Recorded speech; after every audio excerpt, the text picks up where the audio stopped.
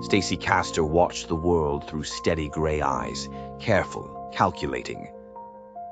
In the flicker of the kitchen lights, she poured sweet green liquid into a mug and stirred, the tang of antifreeze lost beneath the sharp scent of lemon tea. Her husband, David, shuffled into the room, groggy from another sleepless night, and sipped gratefully. "I don't know what I'd do without you," he mumbled. Stacey smiled. Her lip twitched at the irony. David's decline was slow and tortuous, a shadow growing across the carpet, an ache in his bones that never vanished. Doctors shook their heads, stumped by the relentless illness. Stacey cleaned up the vomit, held his hand, dabbed his forehead. She was the perfect wife. And when David's body was found sprawled on their bed, a glass of neon green liquid on the nightstand, she wept in the arms of officers. "Suicide," the coroner said. "Grief," the neighbors whispered. "Insurance money, paperwork, and silence." Stacey's daughter Ashley sobbed at her father's funeral. Stacey placed a hand on the girl's shoulder, comfort or a warning. Weeks later, the police found an unsigned note in David's desk. "I poisoned Mike. I couldn't live with the guilt." It was a confession confessing to the murder of Stacey's first husband, solving a 5-year-old mystery in shaky handwriting. David, apparently, was racked by remorse. But something tugged at Detective Morgan's gut.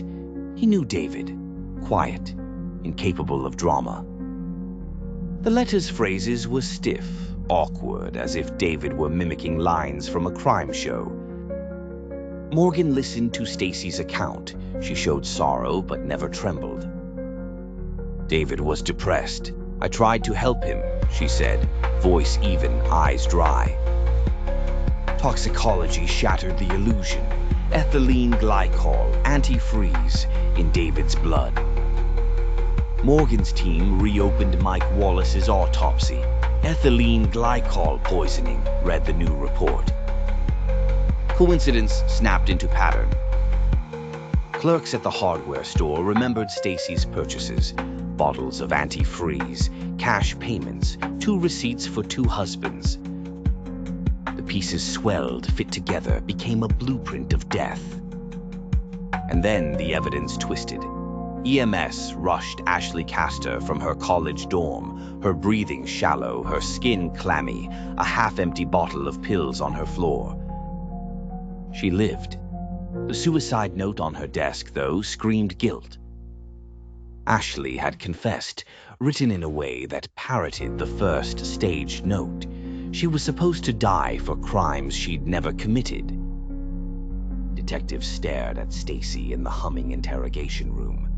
The air was cold, hard as the fluorescent lights above. "Why would your daughter try to kill herself, Stacey?"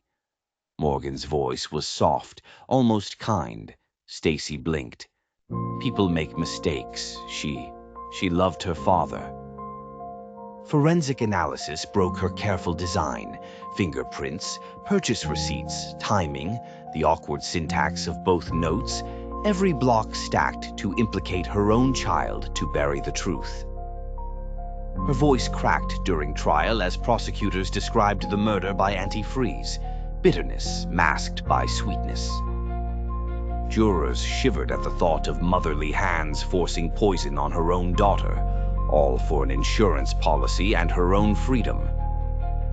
In prison, Stacey's calm mask flickered occasionally, but never broke. This is crime structure, where every crime has a design, and every design eventually breaks.